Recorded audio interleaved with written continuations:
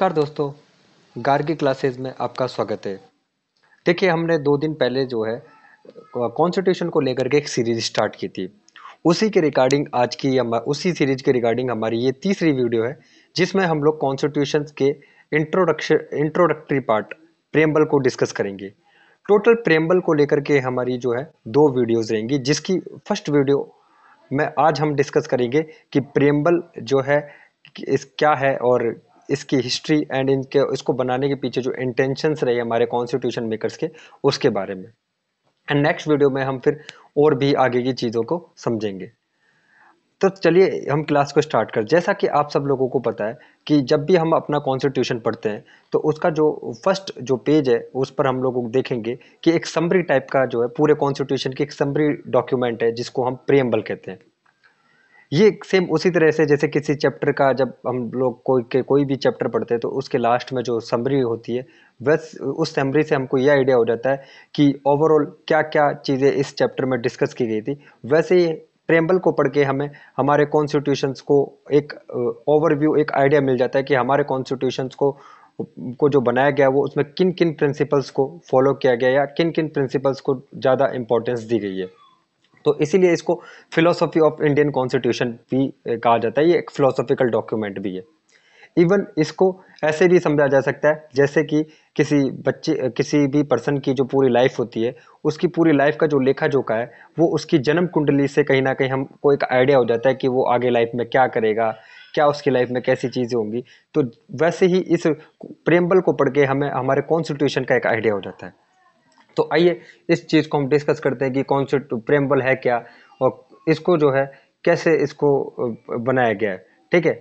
तो प्रेम्बल में आप लोग जब ये देखोगे कि एनसीईआरटी की पहली बुक, एनसीईआरटी जो बुक होती है उसके पहले पेज पर भी हमको यहाँ पर कॉन्स्टिट्यूशन की प्रेम्बल दे रखी होती है, जो कि हमारे लिए एक इम्पॉर्टेंट है, खासतौर से एज ए सिविल सर्वेंट। जब हम सिविल सर्विस की तैयारी कर रहे हैं तो प्रेम्बल तो हमारे को पता ही होना चाहिए और इसका एक एक वर्ड हमारे लिए याद करना बहुत इंपॉर्टेंट हो जाता है। ओके। देखिए, पहला ही इसमें कुछ इंपॉर्टेंट जो वर्ड यूज किए गए उनको मैं एक बार आपको बता देता हूँ।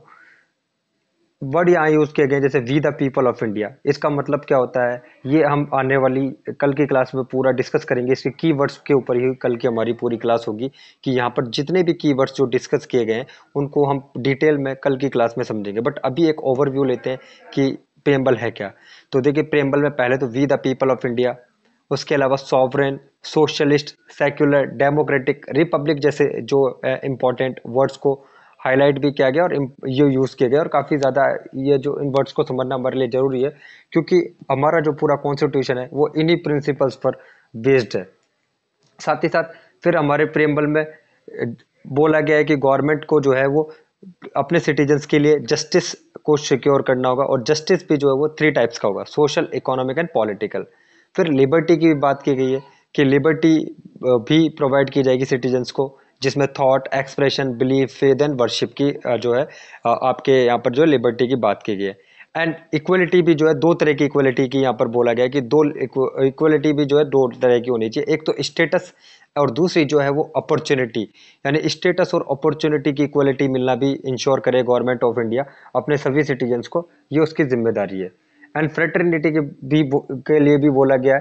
तो फ्रेटर्निटी का मतलब जैसा आप जानते हो कि कंट्री के अंदर एक ऐसा एनवायरनमेंट तैयार करना है जिससे कि सभी लोग, सभी कम्युनिटीज़ आपस में जो है वो हारमोनी के साथ रहें, जिससे कि कंट्री की यूनिटी और इंटीग्रिटी को जो है को प्रमोट होगी इस पर्पज़ के साथ।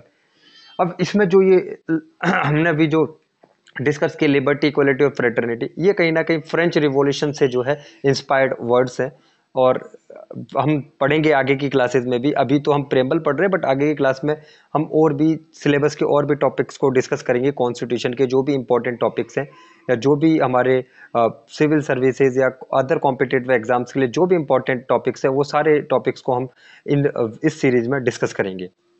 तो लिबर्टी, इक्वलिटी, फ्रेटर्निटी, ये फ्रेंच रिवॉल्यूशन से इंस्पायर्ड होकर के हमारे कॉन्स्टिट्यूशन में जो है इनको शामिल किया गया। ना केवल शामिल किया गया है बल्कि इनको एक कोर वैल्यू माना गया है पूरे कॉन्स्टिट्यूशन को बनाते समय। फिर लास्ट में प्रेम्बल के जब एंड में हम आते हैं तो वहाँ फिर ये बताया जाता है कि कॉन्स्टिट्यूएंट असेंबली ने जो है कब प्रेम्बल हमारे कॉन्स्टिट्यूशन को अडॉप्ट किया, तो 26 ऑफ नवंबर 1949। वैसे तो हम बचपन से ही सुनते हैं कि हमारा कॉन्स्टिट्यूशन जो है वो 26 जनवरी 1950 को इम्प्लीमेंट हुआ है, बट हमारा जो कॉन्स्टिट्यूशन जो रेडी बनकर के जो पूरी तरह से रेडी हो गया था वो 26 नवंबर 1949 को हुआ। ठीक है। और इसी वजह से अभी रिसेंटली पिछले कुछ साल पहले जो है मोदी जी ने 26 नवंबर को जो है हम देखेंगे कि कॉन्स्टिट्यूशन डे के रूप में जो है एक डिक्लेयर किया कि 26 नवंबर को अब से हम जो है कॉन्स्टिट्यूशन डे बनाते हैं।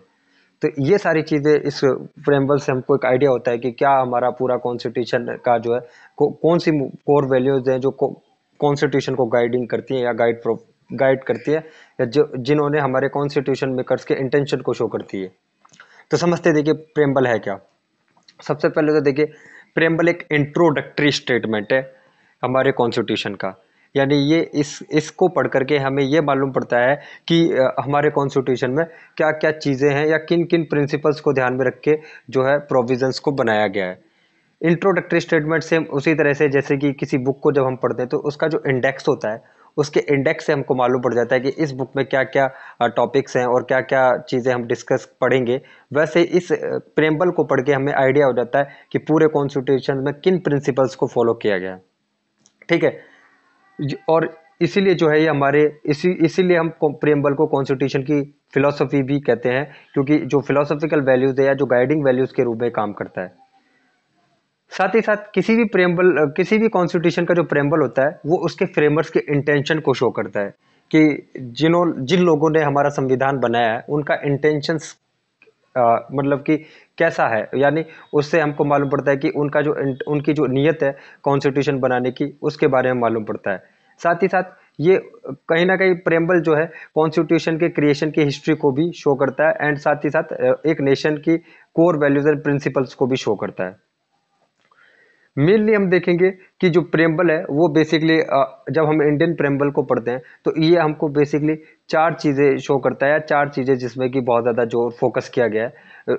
प्रेम्बल को पढ़ के हमको 4 चीज़ों के बारे में जो है वो नॉलेज होती है। पहला तो ये कि सोर्स ऑफ इंडियन कॉन्स्टिट्यूशन क्या रहा है, कि हमारा जो कॉन्स्टिट्यूशन है उसको अथॉरिटी कहाँ से मिली है, यानी उसको जो पावर, इतना जो इंपॉर्टेंट डॉक्यूमेंट है इसको पावरफुल डॉक्यूमेंट माना जाता है, उसके पीछे इसका जो अथॉरिटी का सोर्स है वो कौन है।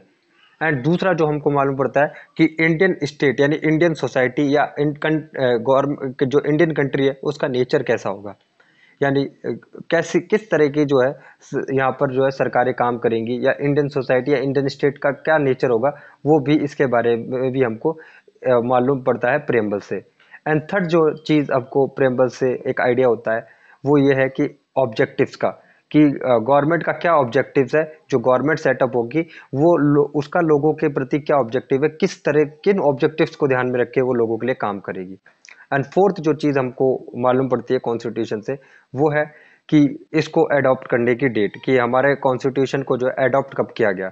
तो ये चार इंपॉर्टेंट चीज़ें हमको कॉन्स्टिट्यूशन प्रेम्बल को पढ़ के जो है कॉन्स्टिट्यूशन के बारे में मालूम पड़ती हैं। अब सबसे पहले डिस्कस करते हैं कि प्रेम्बल इंडियन कॉन्स्टिट्यूशन की जो प्रेम्बल है उसकी हिस्ट्री क्या रही है। तो देखिए जो इंडियन कॉन्स्टिट्यूशन की जो प्रेम्बल है उसके पीछे जो आइडियाज़ हैं वो बेसिकली जवाहरलाल नेहरू ने एक ऑब्जेक्टिव रिजोल्यूशन पेश किया था कॉन्स्टिट्यूएंट असेंबली में। जब हमारी 13 दिसंबर को 1946 में मीटिंग हुई थी तो उसी टाइम पर जवाहरलाल नेहरू ने सबसे पहले एक ऑब्जेक्टिव रिजोल्यूशन पेश किया था।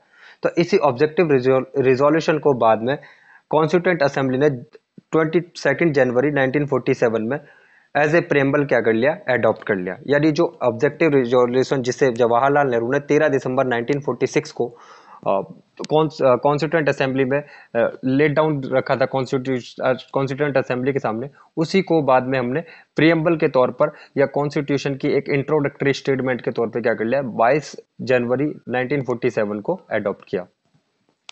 हमें कॉन्स्टिट्यूशन के बारे में एक बात जो है वो पता होनी चाहिए कि कॉन्स्टिट्यूशन में जो भी शब्द लिखे हुए हैं वो कोर्ट के द्वारा एनफोर्सेबल नहीं है।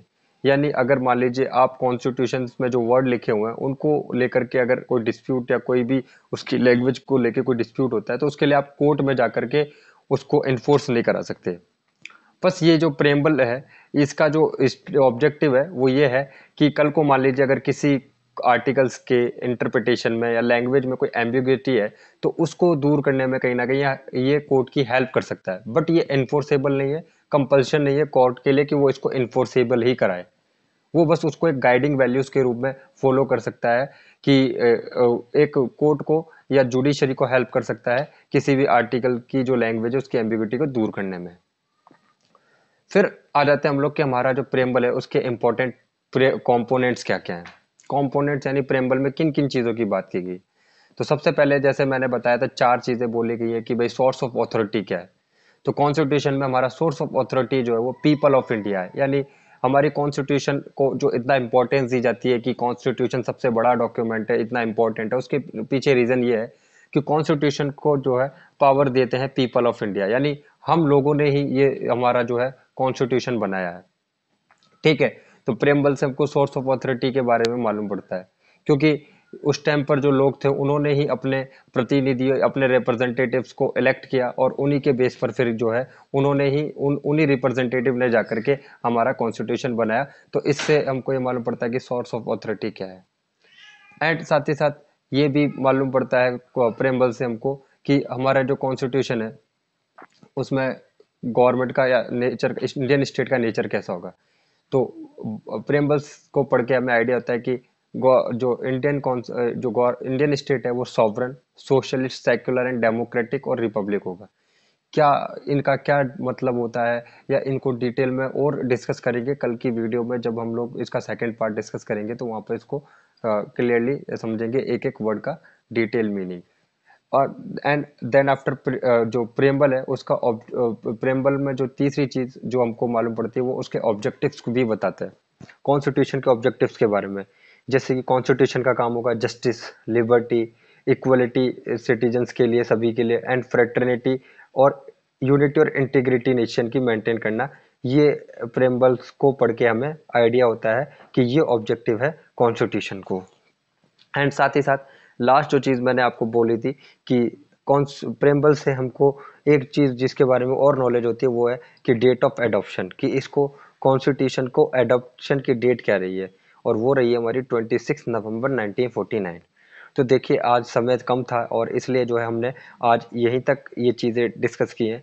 आगे की जो भी इम्पोर्टेंट प्रेम्बल में जितने भी इम्पोर्टेंट वर्ड्स हैं वो कल की वीडियो में हम सारी चीज़ें कवर करेंगे। और आप एक बार ये भी बताइए कि सीरीज़ आपको कैसी लग रही है ना। अगर आपको लगता है कि इससे आपको बेनिफिट मिल रहा है तो हम इसको कंटिन्यू करेंगे और पूरा कॉन्स्टिट्यूशन पूरे कॉन्स्टिट्यूशन के सारे टॉपिक्स को हम एक एक वीडियो में क्या करेंगे, कवर करेंगे। आई होप आपको ये वीडियो पसंद आई होगी। फिर भी आपके कोई डाउट है तो आप कमेंट बॉक्स में कमेंट कीजिए एंड वीडियो को लाइक एंड शेयर करें एंड चैनल को सब्सक्राइब करें। जय हिंद, जय भारत।